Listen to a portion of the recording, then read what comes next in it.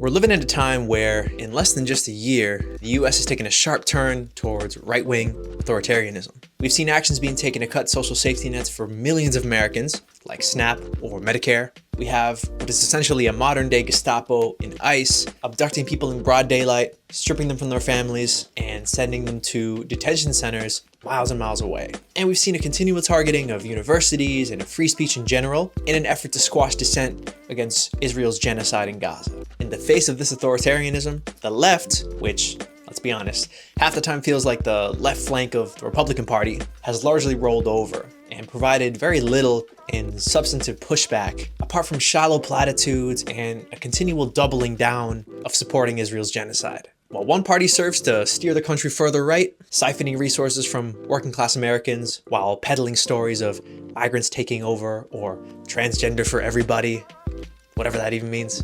That's why they want transgender for everybody transgender.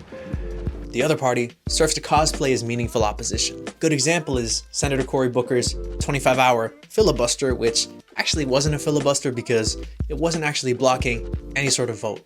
Stuff like that. And so to many Americans, it's clear that neither party truly represents them, even though both parties may posture like they do. Those in DSA understand that both parties ultimately serve the same capital interests, helping to keep a select few elites in power over the masses, economically and politically. So in these times that definitely feel a little bleak, let's highlight some people or movements that are pushing a working class message forward. This is Socialism in 2025.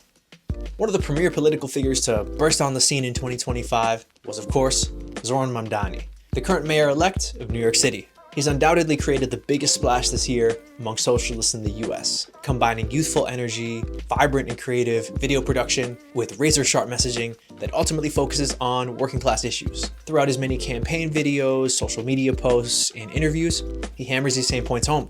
Cost of living is high, corporations and capital owners are ultimately to blame, and to combat that, he will freeze the rent, implement fast and free buses, pilot city-owned grocery stores focused on low prices, provide free childcare, and of course, tax the 1%, among many other things. And he doesn't stray from this messaging because, one, it's really that simple, and two, he doesn't have to answer to corporate donors or billionaire donors. And so average New Yorkers, who may not be particularly politically tapped in, can very easily pick up what he's putting down. It's a message that clearly states what's making the lives of these New Yorkers tougher, and then states what he's going to do about it. And that's a message that we can clearly contrast with the messaging of the Democratic Party, who may on some instances flirt with some of the things or some of the ideas that Zohran's talking about, but ultimately will not address them, given that that's in direct opposition to the capital interests that they serve. And Zohran's messaging is notably missing the deflection and the manufactured hysteria of the right, who may be direct in their messaging, but obscure the true causes of these issues by falsely scapegoating some sort of outgroup.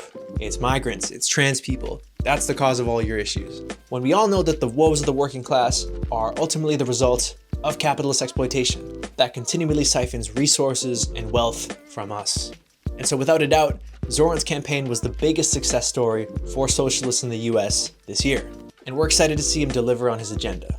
But Zohran's not the only socialist who's making waves. Another up-and-coming figure is Omar Fateh, who recently ran for mayor of Minneapolis, Minnesota. He's a DSA-endorsed figure who notably won the endorsement of the DFL, or Democratic Farmer Labor Party, only to have that endorsement controversially overturned in August, despite appeals from the Minneapolis branch of the party. The decision was condemned by figures such as Ilhan Omar, stating that, quote, a small group of DFL board members, majority living outside of Minneapolis, met privately to overturn the will of the Minneapolis delegates. But despite this establishment pressure, Fateh's campaign was neck and neck with incumbent Jacob Frey, with Fateh ultimately losing by only a few percentage points. On the topic of housing, he wanted to explore publicly owned social housing, which would be for residents at a variety of income levels. Similar to Zohran, one of his goals was to dampen the need for police presence in response to 911 calls, citing that over 47% of calls to the MPD can be diverted to non-police responders.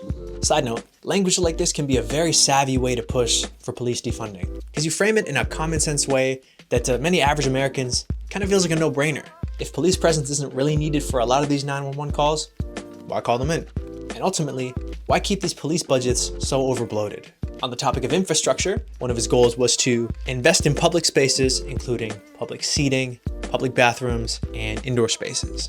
As we know by simply looking at US infrastructure and contrasting it with some countries that are even marginally more socialized than we are, we can visibly see that as these capital owners gain more and more influence over a nation, you see a drop-off in public spaces, public investment, etc. Things that aren't profitable to those in power, but that ultimately benefit the collective. So Omar's focus on public infrastructure clearly puts the average Minneapolis resident first. Despite his narrow loss, his popularity is a clear sign of the validity in working class focused socialist politics across the country.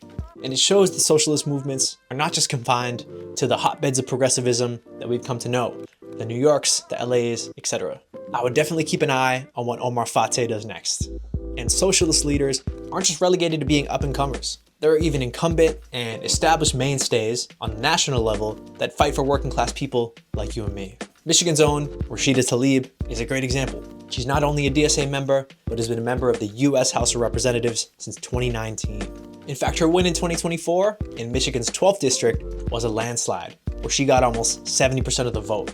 Clearly, socialists can be widely popular. One of Tlaib's biggest priorities is what she coins as justice for all, which seeks to expand the civil rights for the multi-ethnic and largely immigrant communities that live in her district. In 2023, she proposed the Justice for All Act, which aimed to push back on decades of conservative court rulings that over time have undermined civil rights and encouraged discrimination. The Justice for All Act, quote, restores and expands protections of the Civil Rights Act of 1964, Fair Housing Act of 1968, the Age Discrimination Act of 1975, Rehabilitation Act of 73, and Title IX of the Education Amendments of 1972.